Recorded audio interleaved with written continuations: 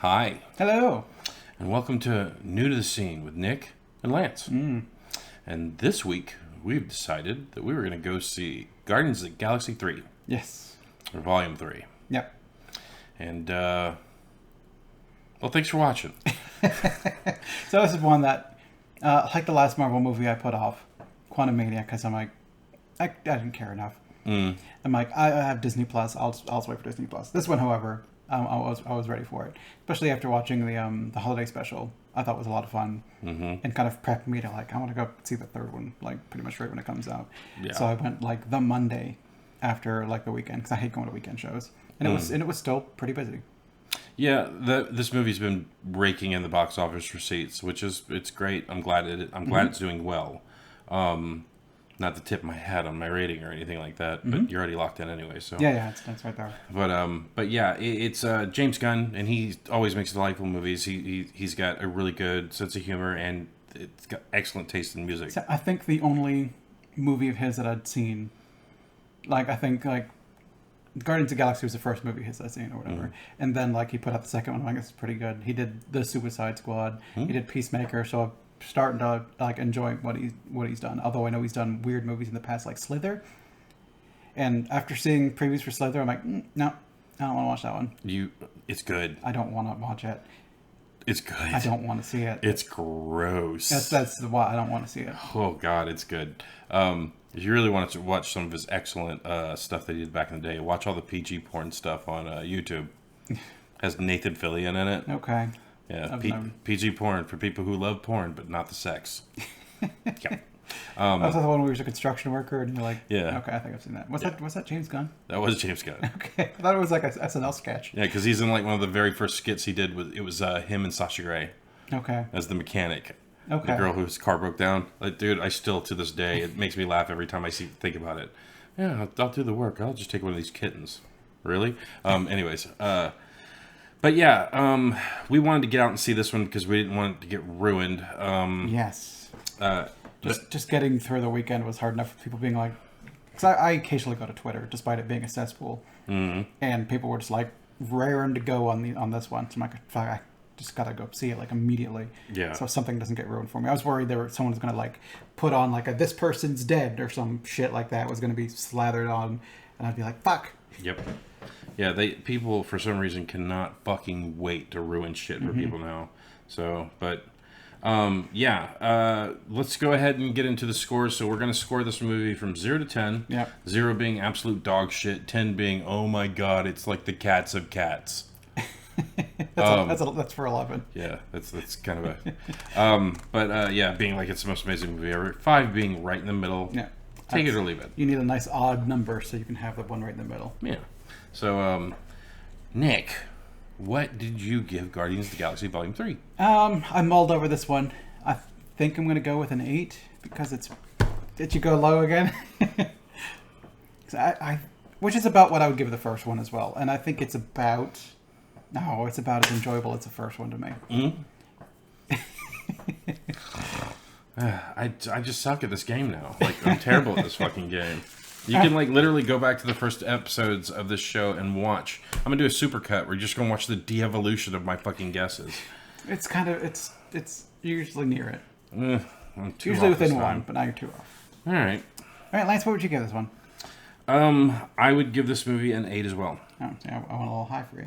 Yeah. Because I figured he might like it as an 8. I better put it 9 because I tend to go one higher for you. And I always tend to go one lower, and this time I went 2 lower. Yeah. So, which is funny because I was gonna give you I was gonna say you gave it a 7.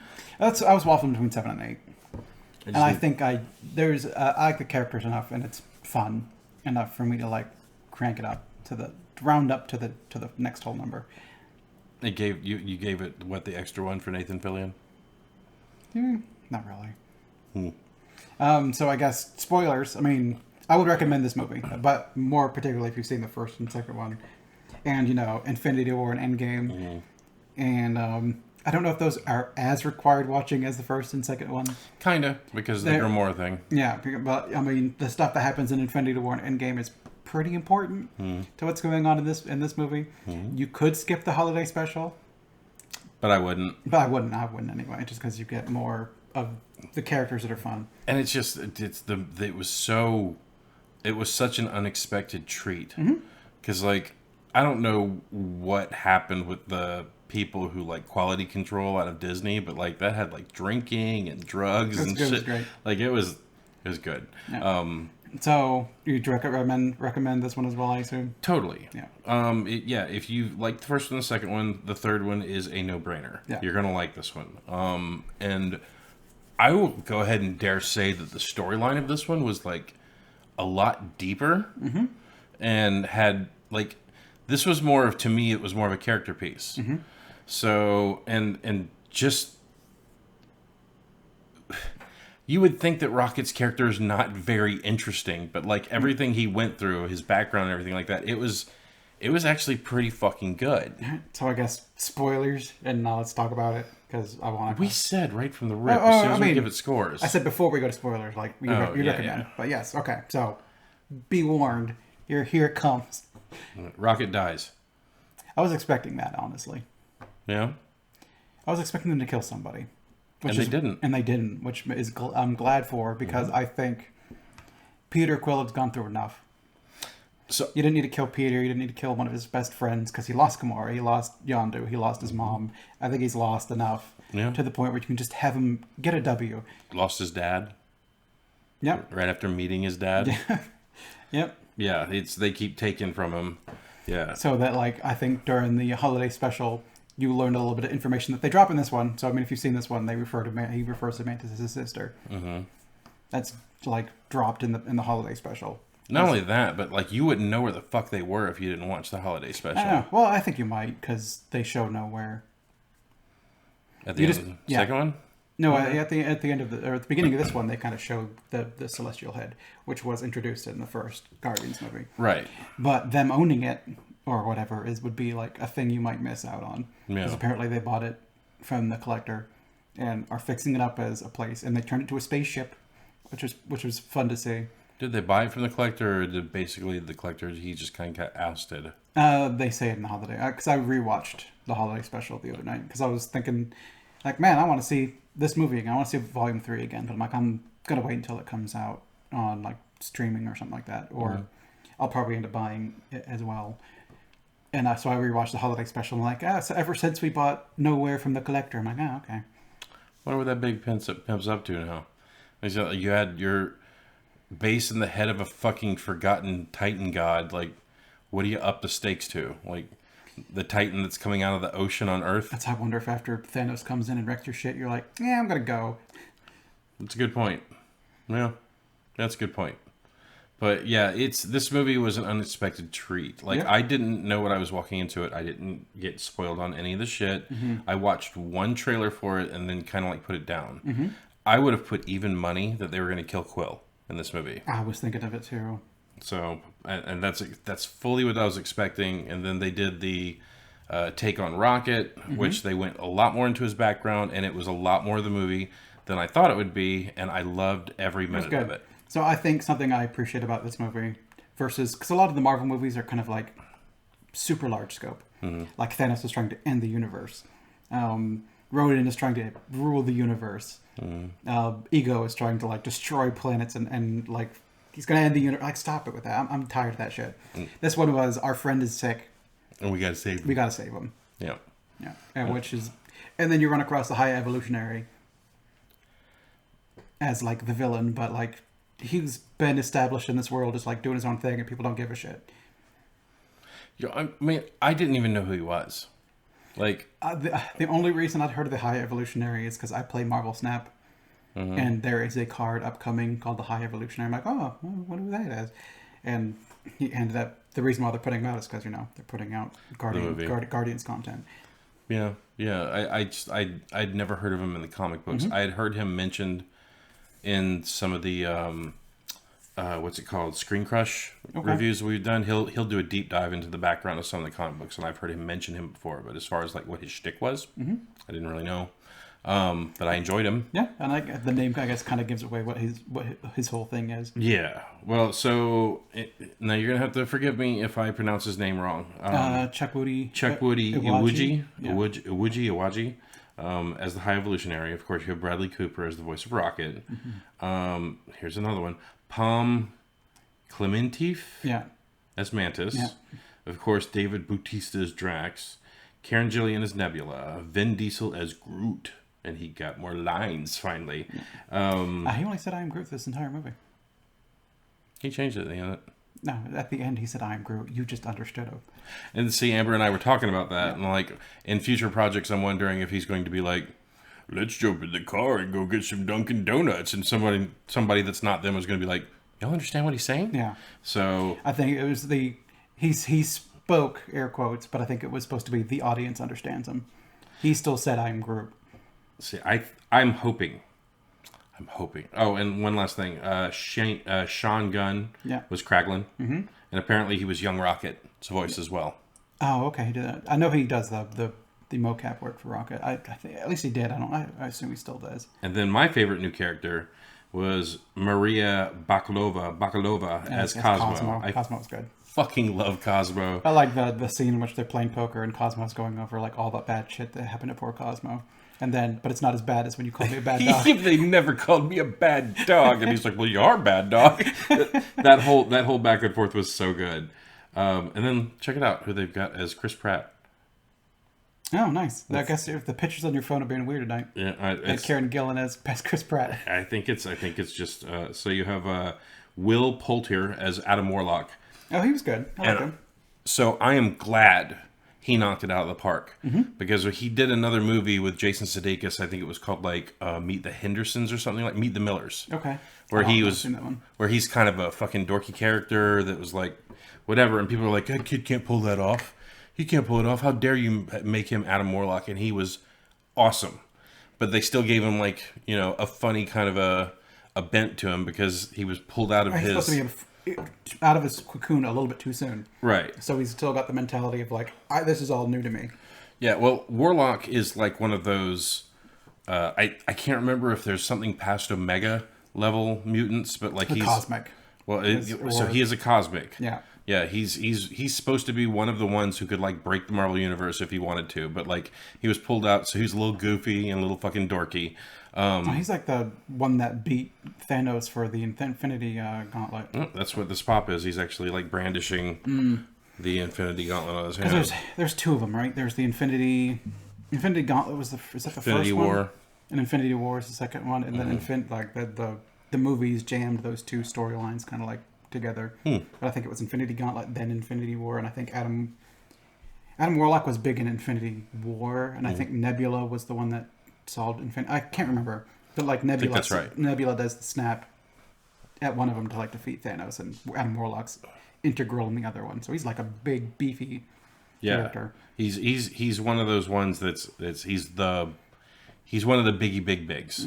But I like that they made him a little less serious, and I like the excuse they gave for it. You pulled him out of his cocoon a little too early, and it's like, I made you, and you made him, so he's by proxy mine.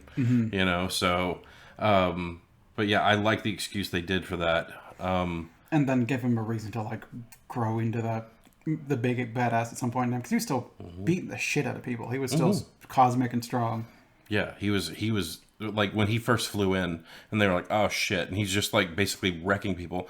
Drax is like invulnerable, and he was beating the fucking hell out of Drax to where he almost looked like he was about to go unconscious. If that doesn't say power, I don't know what does.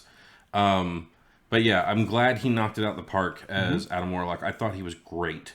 You had Linda Cardellini as the voice of Lila. Okay. Isn't that also Velma? That is Velma. Yeah. Yeah. So now she's a dual role in Marvel because she also plays Hawkeye's wife. Yep. Who is apparently Major Agent? Canary? No, not Canary. She's one of the Mockingbird. Yeah, she's one of the Shield agents. Yeah.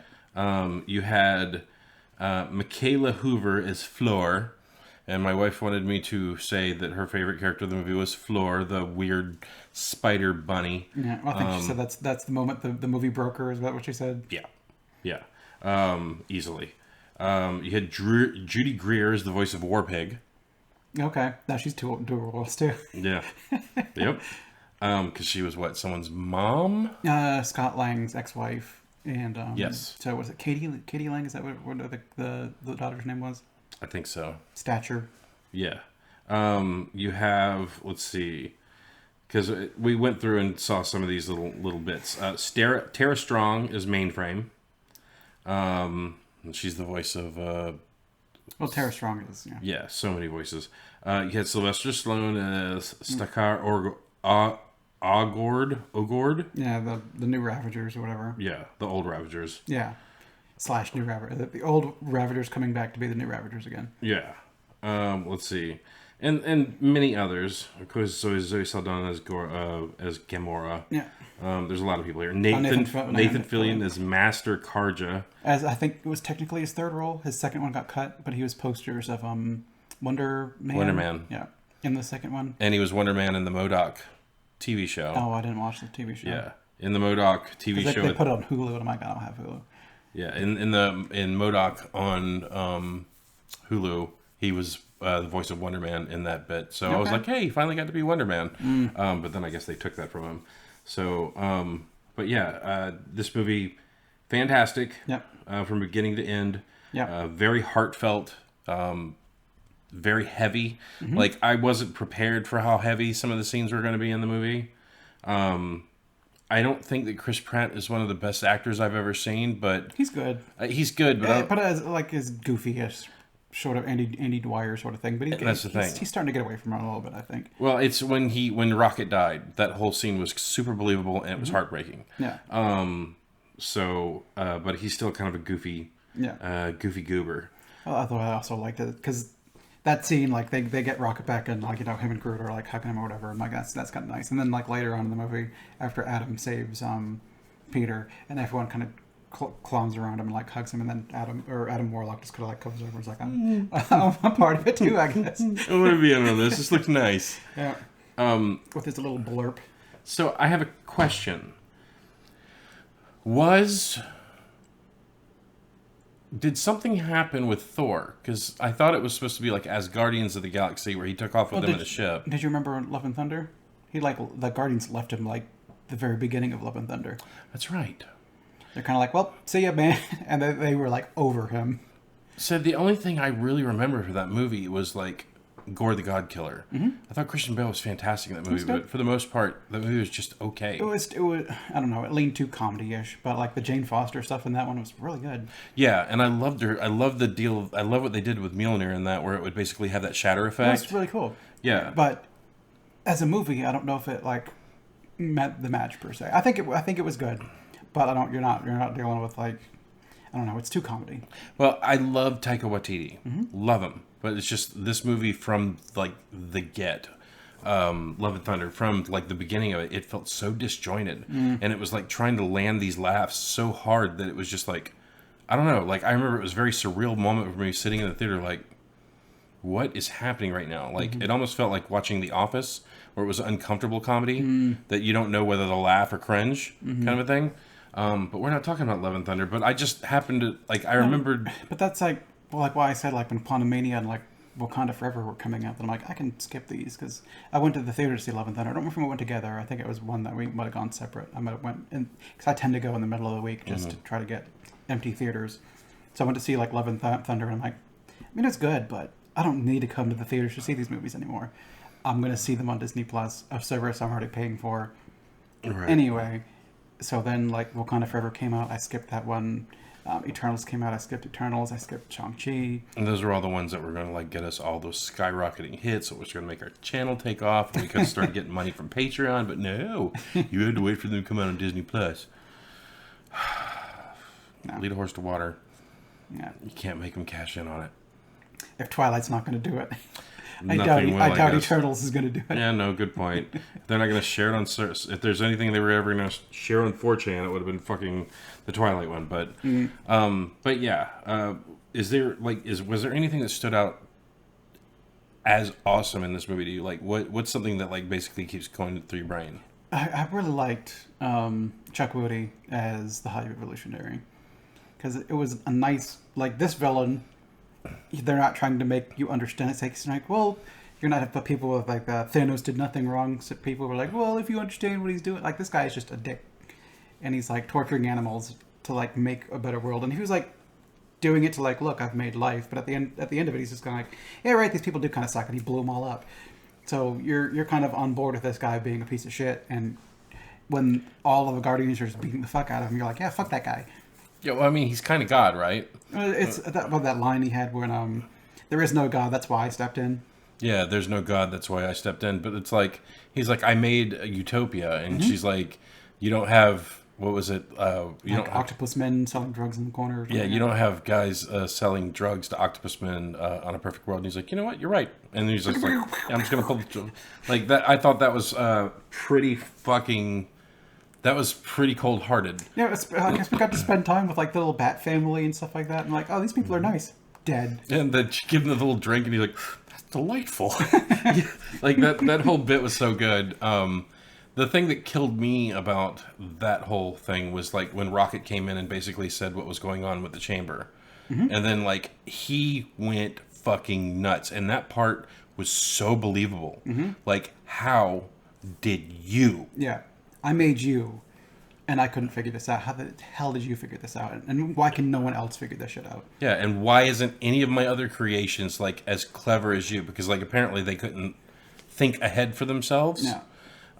They just kind of existed. It's what do you call it? Like rote memorization when the people were playing with that chess sort of game. Where like I can teach them a bunch of stuff, and they'll learn a bunch of stuff, but it's not like they're coming up with it themselves. Yeah. They're just learning it, and now they could do it because they learned it, but they're not like inventing things. Yeah, and then like you have Rocket that's just it was just innate to him. But that's just raccoons. If there's anything on this fucking planet that could figure out how to get in and out or through things, it's a goddamn raccoon. You can't keep them out of shit. But yeah, this movie was just. It was an unexpected pleasure. I'm super happy that I didn't watch a lot of the trailers. When I went to it, I was fully on board from beginning to the end of the movie. Just absolutely delightful. Did you like what they did with Gamora and Peter's relationship? I was fine with it. No. I think it was good, because I'm glad they didn't get back together at the end, where they kind of like, they resolved themselves to like, no, I'm a different person. And like, we used to be fun, but that's not really you. That was old Gamora, and she's gone now. Yeah. Well, I think they've stated that, like, I think Batista and Chris Pratt and Zoe Saldana, I think they're just done. Yeah. So I think they tried to put a nice little ribbon saying they're out there doing their little thing in this corner of the fucking galaxy. So, you know, until the next major team up project comes in. I'm sure you kind of like, I don't really want to come back and do this anymore. And they'll be like, how many million will it take? And they're like, that's the exact amount of million I was looking for. And that totally works every single time. Fuck, of course it would. Yeah. I mean, actors are people too. They got mortgages to pay. They got car payments coming up. They've got children who need college. Why doesn't that work for me at work? When I'm just like, man, guess I'm going to have to go and find another job. And they're just like, bye. So... Jeez, I guess I got to make myself more irreplaceable. But this is one of the things that I designed. It's a kitty, short-haired. I mean, you're going to have to go back to the drawing board on this one. Yeah? Why? She stinks. Look at her. Come here, shrimpy. She looks like a shrimp. She smells like a shrimp. She does. Yes. There's Adam Warlock. Mess him up. There you go. Good kitty. Thank you, Harley, for making an appearance. In the animal movie. Apparently, PETA put out a tweet with this movie's amazing, because it shows how awful animal testing is. Yeah. It's disgusting, but we also wouldn't have a lot of the medicines and everything we have today without animal testing. Which but I wonder how fucked the universe is without high. I wonder how much, because High Evolutionary still, he made a lot of shit.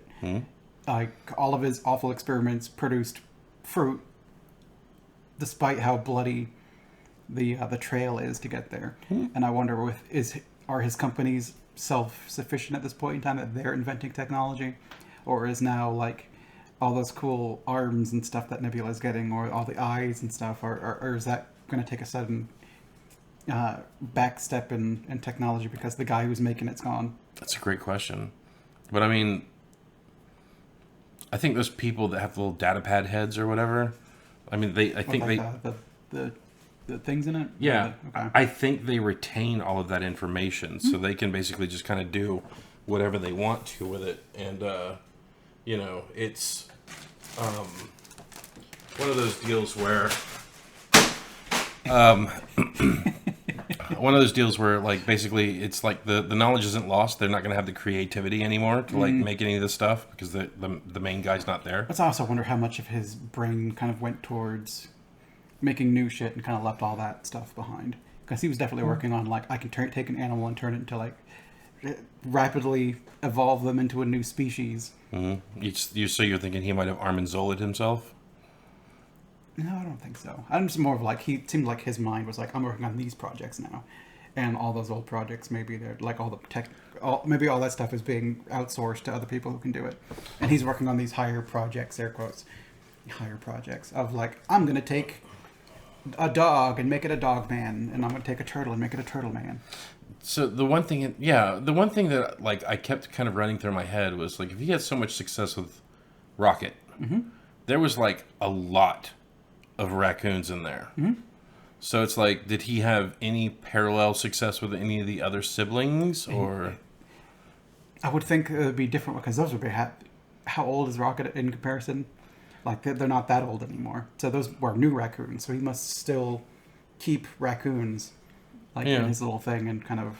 I don't know if he breeds them there or if he goes and grabs them, but he's got his pool of animals to still to pull from that he's apparently not really doing anymore. And like, if that was like your best result, like, wouldn't you just like keep doing whatever that was and see if you can replicate it? Yeah. I don't know.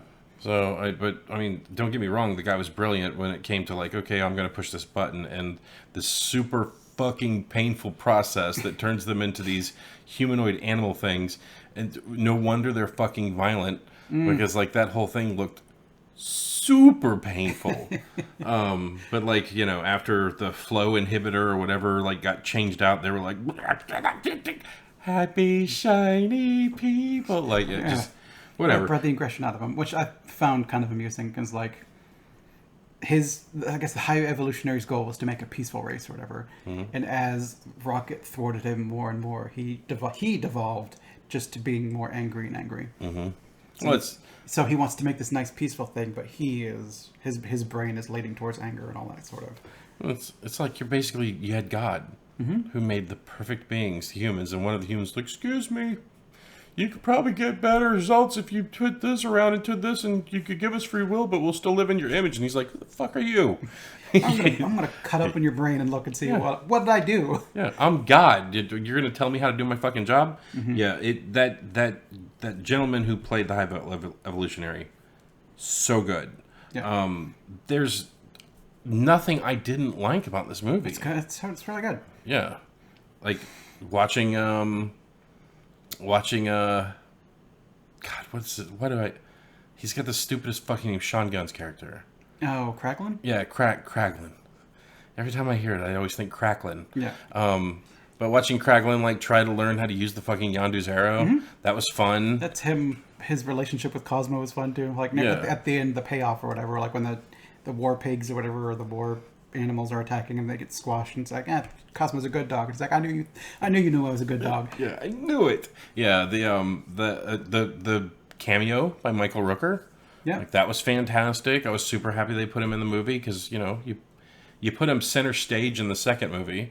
You can't have a flashback or something. Yeah, you have to have him in the trilogy. But yeah, it was just, the movie was delightful from beginning to end. I'm glad nothing got ruined. I'm glad we got to see it before anything did get ruined. The first F-bomb in a Marvel movie. Do you remember where it was? I don't. It's when Nebula's trying to get into the car door. He's like, no, push the button down. Just open the fucking door. Okay, yeah. And she's like, I'm pushing... It looks like you're pushing the keyhole. Push the button. It's like, I'm pushing the button, now what? Just open the fucking door. Yeah, I totally forgot about that. Yeah. Hey, all right. And apparently it was I've looked up some stuff, and apparently it was an improv line. And they decided to use it. All right. And they got it, and they slipped it past, like, Feige and all those people. Not slipped past, but they're more of like, James Gunn showed the scene to him. He's like, well, here it is. And he's like, okay.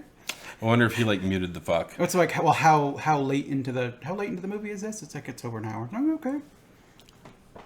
Yeah, well, I wonder if he like pulled the audio down a little bit on the fuck, and then like when they were like, yeah, everything looks good, he was like, put it back up there. Well, there's been a couple censored ones too. I think back when what's his name? I can't remember the actor's name anymore. What character did he play? In Iron Man 2, he was one of the senators. Gary Shandling? Yeah, the Hail Hydra guy. Yes. At one point in time, he says like, "Hey, fuck you, Tony Stark," but it was on TV, so Right. it was bleeped on the TV. Okay. So they got away with it by it being a television program of Gary Shandling being like, "Fuck you, Tony." He was so good. He was. R.I.P. Gary Shandling. He was great. But yeah, go see this movie. There's go see it. Don't be a fucking idiot. And if you've not seen this movie, I mean, the first two are right there. Like, you could probably get by watching the trilogy without all of the Infinity War shit. It's gonna diminish maybe the third one a little bit, but I think they explain. I like the sum up when they're in the elevator, of like, my girlfriend used to be this, but then all this happened to her, and Nebby was like, hey, you skipped some shit, but that was pretty much it. Yeah. I think you'll benefit more. Oh, and that pink girl in the elevator was apparently Ratcatcher too. Was it? Mm-hmm. Interesting. I did not know that. She looked familiar. She looked familiar to me, but like she didn't set off any. No. She didn't set off any warning alarms whenever I saw her. So. And I know his wife was in it, but I don't remember which role she was. I think she was one of the people in that building too, in that little squishy. Yeah, that part was disgusting. It was gross. And like watching them cut in through the fucking thing, it was just like, that had my gag reflex going. And then watching Drax go through it like a big fucking pimple was just it's a heavy squeeze push through. But yeah, go watch it. It's fun. It's awesome. It's good. It's heart moving and still funny bits, and I don't think they do. I know a lot of people don't like Marvel for the like somber bit followed by a joke. Mm-hmm. I think they let enough of the somber moments play out without cutting the tension with a joke. I 100% agree. And it's a good send-off for James Gunn, because now he has been hired on to work for the enemy. Now, if DC makes good movies, I'll be happy too. Cause, they're going to be heavy. They're all going to be super fucking heavy, because like they're doing the Flashpoint storyline, which is going to basically erase everything that they did in the DCU. And it's going to come back with like everything in Flashpoint was fucking heavy. I don't think you should base a universe of movies off of that fucking comic book, even though it's one of the best comic books that DC ever produced. But it's just weird. It's weird to me that you had a guy that like knows how to balance the comedy and like the drama and stuff like that. And like, I think everything in the DCU is now just going to be super fucking dark. Hopefully not, because that's one of the things I've not liked about it before. It's all dark. I like the Marvel humor to a certain degree. Some of it's overtuned, but I enjoy that. It's a story I can watch. Some characters I like, because I like all the characters in Guardians of the Galaxy Volume 3. So they're fun to watch, and like watching the holiday special, where like, they're friends, they're family or whatever, and like it's just fun.